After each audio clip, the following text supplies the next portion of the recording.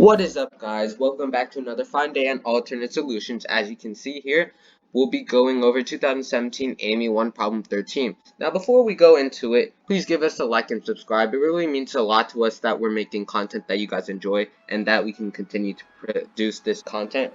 So, let's get right into it. So, we want to find Q of M. Q of M is this function with this property. For every n greater than or equal to Q of M, there is always a perfect cube k cubed in the range n is less than k cubed is less than or equal to m times n. Now find the remainder when the sum of m equals 2 to 2017 of Q of M is divided by 1000. Okay, so first, the hardest part of the problem, well, in my opinion, is interpreting Q of M. This condition seems really weird to handle. For every n greater than or equal to Q of M, there is always a perfect cube k cubed in the range n is less than k cubed is less than or equal to m times n. There's no Q of M in this definition at all, except for this n is greater than or equal to QM. But anyway, this just seems too hard to handle, right? So let's try simplifying a little. So essentially, let's consider it like this. Finding the least positive integer n such that there is always a perfect cube k cubed in the range this, okay? This makes sense because then if we have this least positive integer n, then this is going to be our value of qm, because qm is just saying for every n greater than or equal to q of m. Okay, so we've tried handling it like that a little bit. Alright, so now what do? Oh, still hard. Well, let's do what we always have to do in problems like these. Try the smaller cases. So obviously we're going to try m equals 2 first.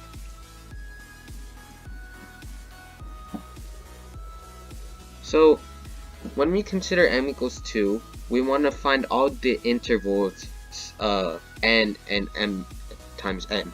And the intervals are going to be like this. Open on the lower end and closed on the higher end, right? Because it's including 2 times n with this less than or equal to, but it's not including n with this less than. Okay, so we'll put in our values of n. So we have 1, 2, so that essentially this just means 2, and then we have 2, 4. This just means 3 and 4, and then 3, 6.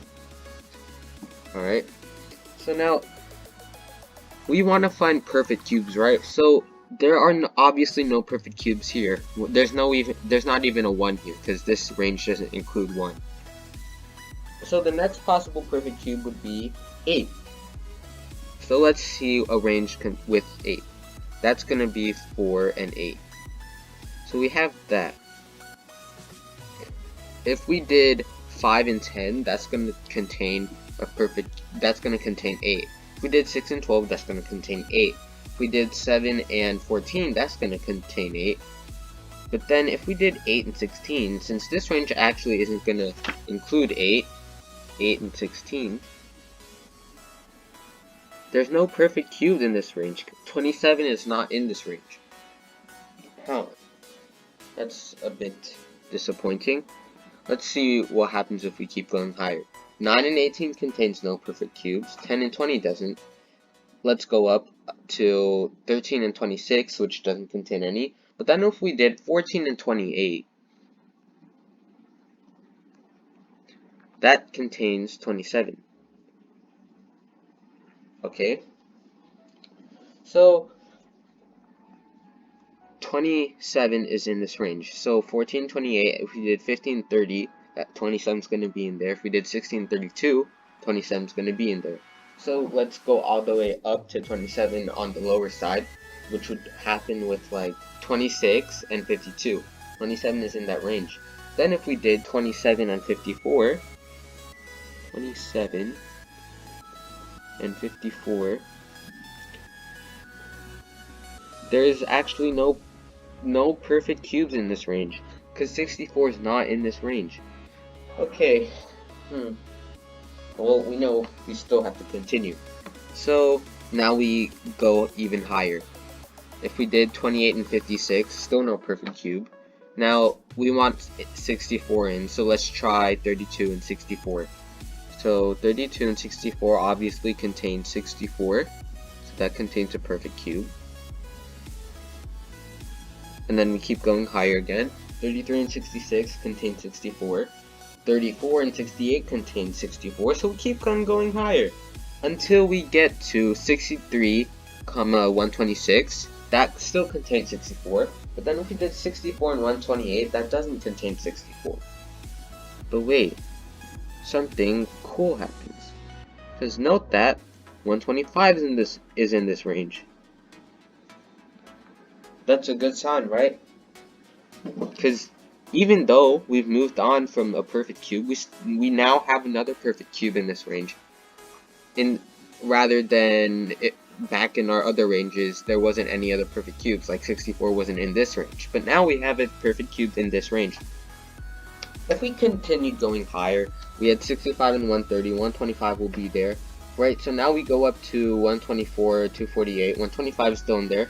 If we did 125 and 250, there is a perfect cube. 216. Wow. Is this just going to continue? Let's see. So our 125 and 250 contains 216. So now, let's just save our time going through the cases and do what we did before. So now we're going to go up to 216. So if we did 216 and 432, okay, there definitely is a perfect cube in this range. That's 343. 343 is in this range. So it seems that as we continue increasing these ranges, there's going to be a perfect cube in each range.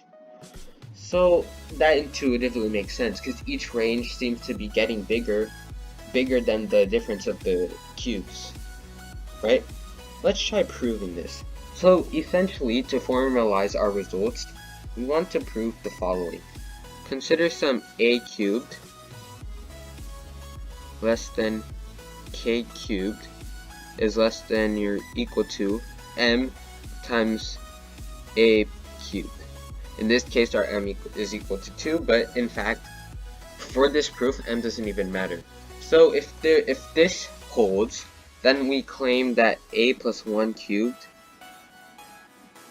is also less than a perfect cube, say k of 1 cubed is less than or equal to m times a plus 1 cubed. So at first this seems kind of hard to prove because k and k of 1 are just arbitrary. However, we can easily just make some assumptions to simplify this k and k of 1. Since a of cubed is less than k cubed, k must be at least a plus 1, right? That makes sense. So essentially we have a plus 1 cubed is less than or equal to m times a cubed.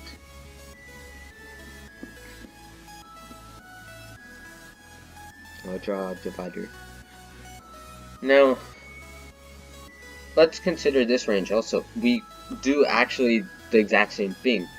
K of 1 actually has to be at least a plus 2, right? So a plus 2 cubed, well, we wish to prove that a plus 2 cubed actually is less than or equal to m times a plus 1 cubed. So we could expand out, but that would probably get too messy too quickly. Let's see if we can do anything cooler. Since we have m in both inequalities, we want to try to, let's see if we can put m off, like isolate m. So essentially what we know is a plus 1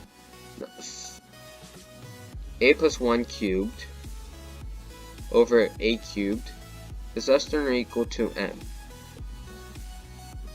And we wish to prove that a plus 2 cubed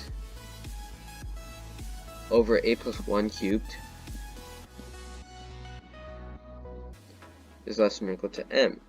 So let's see if we can compare a plus 2 cubed and a plus 1 cubed. Because if it turns out that a plus 2 cubed is less than or equal to, if a plus 2 cubed over a plus 1 cubed is less than or equal to a plus 1 cubed over a cubed, then we would have that this expression is less than or equal to m, which is what we needed.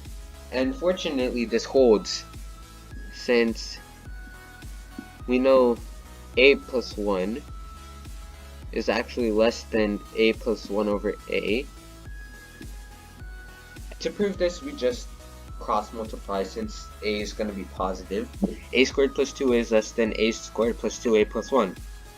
So if we cube these sides and then apply this less than or equal to m to the greater bound, then we'll have proved our claim. So our claim is proven. Essentially, we have that if we have our a cubed less than k cubed, then less than or equal to m times a cubed, if we use what we just did in this m equals 2 case, then if we go up another cube, there's going to be a perfect cube in that range. So we're going to go back to our case here. I'm going to divide this all off because this was our different work. Once we found a perfect cube that's in one of these ranges, we won't need to consider any further because of this claim. Because 216, 432 works, then we know that 343 and 686 is going to work, etc. So now we'll draw some dots here, ellipses to symbolize that. So now we can just go back to where this first happens, where there's a perfect cube in the range, where that first happens. And we know that happens here at 32 and 64, okay? Because there's a perfect cube first in this range. So then 32 and 64, so then if we did 64 and 128, that's going to work. If we did 125 and 250, that's going to work. 216, 42, so then this infinitely inductively continues. Alright, so now you know what this means. This just means that q of 2 equals 32. Okay, so we found this case. Now we've only found q of 2, and that obviously seems too long for just one base case, but our results are actually quite fruitful, and this helps us for of greater cases. If we did m equals 3,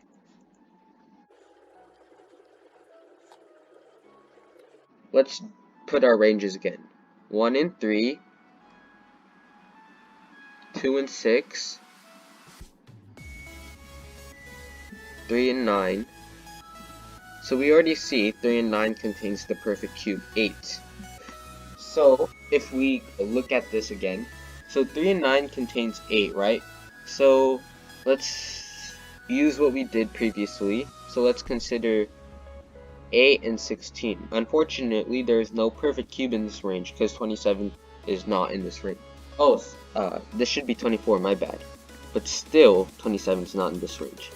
So we want to go up to 27, right? So that's achievable when we did 9 and 27. 27 now is in this range. So now, if we went up, now we're gonna put our claim to use. So we're gonna go up to this perfect cube 27. If we have 27 and 81, note that 64 is indeed in this range.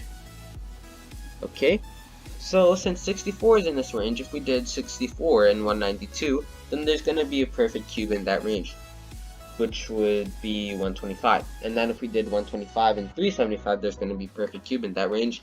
And yeah, so we can inductively continue again.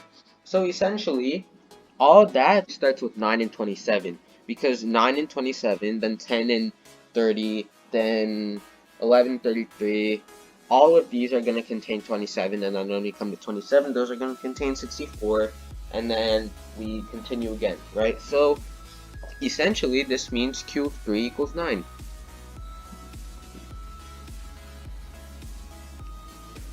Alright. Okay, so for m equals 4, things start to get interesting. So we're going to have our ranges 1 and 4. And then when we get to 2 and 8, we already have a perfect cube here. 8. Alright. So now we go up to 8. So we're gonna have 8 and 32. Wow, already we have a perfect cube here in this range, which is 27. So, in light of our claim, all of the perfect cube ranges after 8 contain a perfect cube, like 27 and 108. and so on. So all of these are going to work. So essentially we just need to go back and find the 8s. And the 8s start here. 2 and 8, 3 and 12, 4 and 16. All of these contain 8. And so the rest of these are going to contain a perfect cube as well by the claim. So this just means Q of 4 equals 2.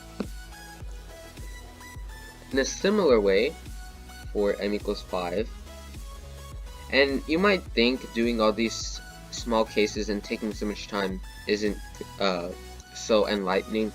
Well, actually, contrary to what you might think, these bigger cases are actually a lot simpler to deal with.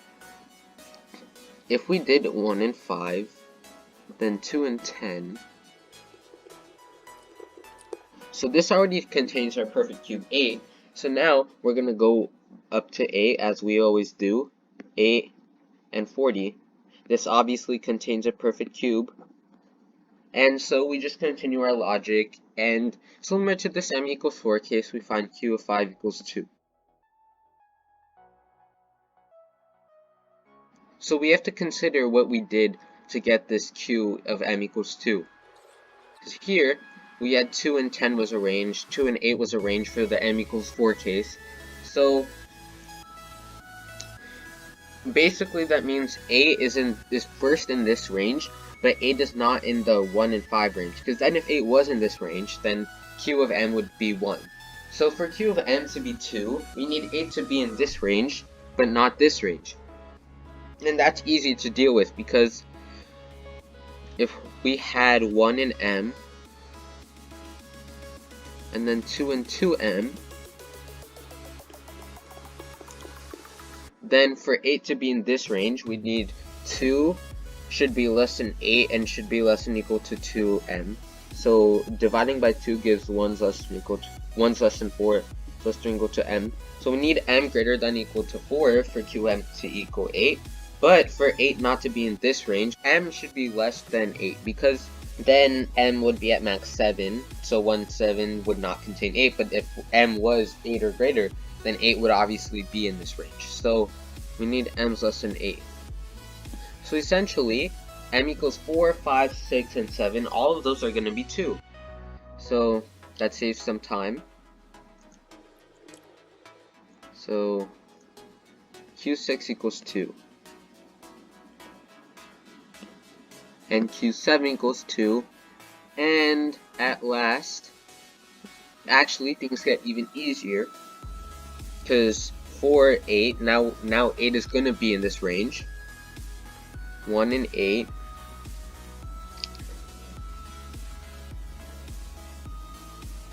so we're considering M equals 8 now, right? So 1 and 8, 2 and 16, 3 and 24, all of these are going to contain perfect cubes, right? 1 and 8 is already in this range, and then if we go up to 8, if we did 8 and 64, that obviously contains a number of perfect cubes. So, yep, this means Q of 8 is equal to 1. And similarly, M equals 9, Q of 9 is going to equal 1, Q of 10 equals 1, so, and since things are only getting greater, that just means Q of M equals 1 for all M greater than or equal to 8. And yeah, that simplifies it. That's what I was saying by things getting easier as we go up. So now the rest is just answer and distraction, which fortunately is a lot easier than the problem itself. We have the sum. M equals to 2017 Q of M, and we want to mod 1000. We can find the sum and then take mod 1000 at the end. So we know Q of 2 is 32, Q of 3 is 9, Q of 4 is 2, Q of 5 is 2, Q of 6 is 2, Q of 7 is 2, and then after that is just 1. So we're going to have 4 2's, so 4 times 2. And finally, the rest, M equals 8 to M equals 2017, results in Q of M equaling to 1. So 8 to 2017, how many numbers is that? That's 2017 minus 8 plus 1, which is 2010. We have 2010 times 1. That's awfully nice. And now we easily calculate that to be 2010 plus 8, 2018, 2027, 2059. And easily taking the remainder gives us our final answer of 059. That completes it. So you saw how far testing smaller cases got us. Just testing case n equals 2 gave us an important claim to simplify our greater cases and finish off the problem in a relatively neat way. So that's what you gotta do to solve these harder problems.